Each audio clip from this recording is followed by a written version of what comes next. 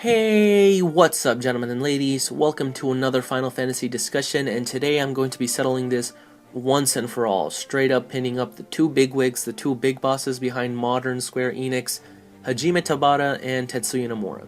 Now, in case you guys are wondering, I'm not going to be comparing them just in general. I mean, to a degree I kind of am, but at the same time this is mainly going to revolve around Final Fantasy XV and comparing the two's work in that game. So let's get started, shall we?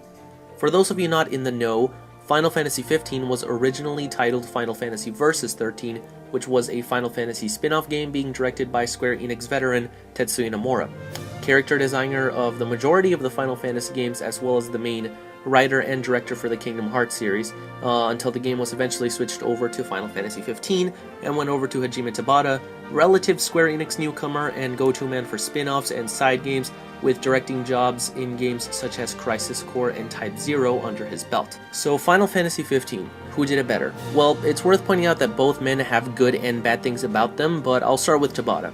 If I'm being honest here, I do feel like Tabata cares a little more about fan input, which you can take as both a good and a bad thing, and I'll explain why in a little. See, he made a demo for the game just to ask people for their feedback, and when they gave it to him, he updated the demo. Like, who does that kind of stuff?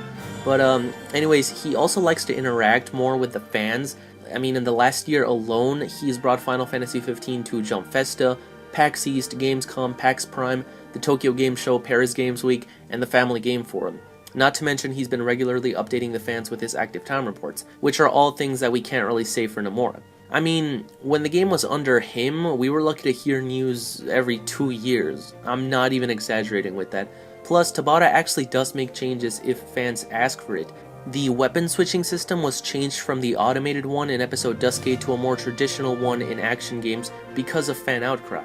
And he asks fans directly what they want to see, such as possible DLC and making a Twitter poll on whether Moogles should be included in the game. Seriously, how many developers do you know that make Twitter polls to make decisions on their games? He's so freaking awesome. But where Tabata kind of falls short, in my opinion, if I'm being 100% honest, is raw skill. While he's by no means a bad developer, don't get me wrong, Type 0 and Crisis Core are the only two big projects that he has.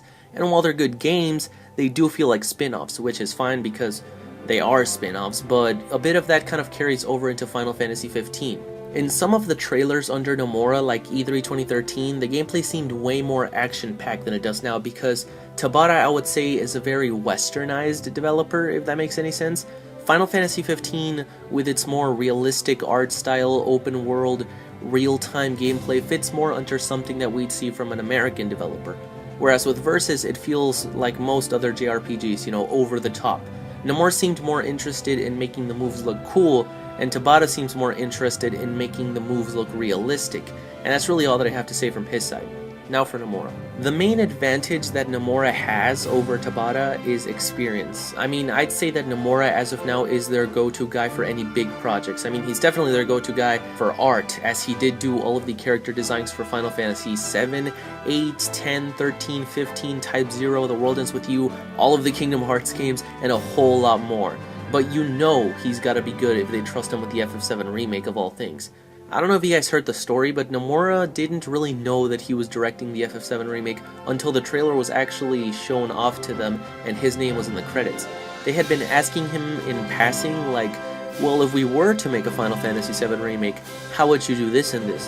And that's how they determined if he was fit for the job, so he's gotta be good if they went to that level. And he's also been quoted from saying that if you think the FF series is perfect, you shouldn't be working on it, because as a developer you should notice all of the flaws first and want to better each game. From the little that we know about the original Versus, Nomura was going for a very Kingdom Hearts style of game in terms of high action, almost hack and slash level of combat, and the fast-paced gameplay. I'm not going to go into the story details of what Tabata changed there, that will be a topic for a future video, but suffice to say that some people even said Versus was the most interesting looking thing that Square had ever shown off since Final Fantasy VII, or at least that's what some people said.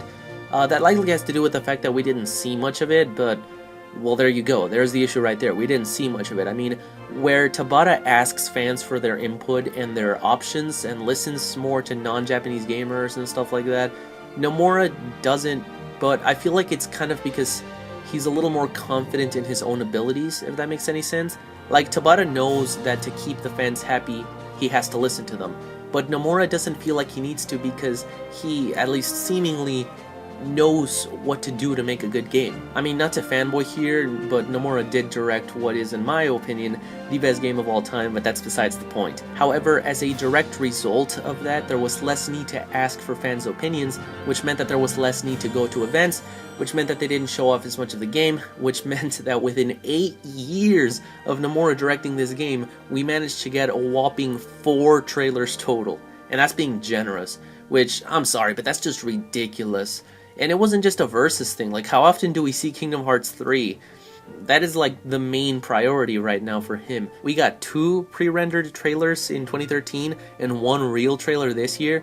That's it. Almost nothing all of 2014, and then 1 at D23 this year, which was shown off behind closed doors, so no one who didn't go got to see it, something that Nomura has done in the past last year in December with a 2.5 launch event. I mean, in this regard, Nomura is really bad about this kind of stuff. The only time that I can ever even remember him going to any major event was E3 2013, and if I'm being 100% honest, though he may have gone to other events before and since then, I personally can't remember any of them. Yet with Tabata, he shows up at so many you lose track. I mean, Family Game Forum, I hadn't even heard of that event before Tabata showed up with FF15, and that's Nomura's biggest flaw in my opinion. So what do you guys think? Was Final Fantasy 15 better off in the hands of Tabata or Nomura? Be sure to let me know what you think down in the comments, but either way, that is all that I have for you guys today. I hope that you guys enjoyed. If you did, be sure to blitz that like button, subscribe as always. Stay tuned for all things Final Fantasy.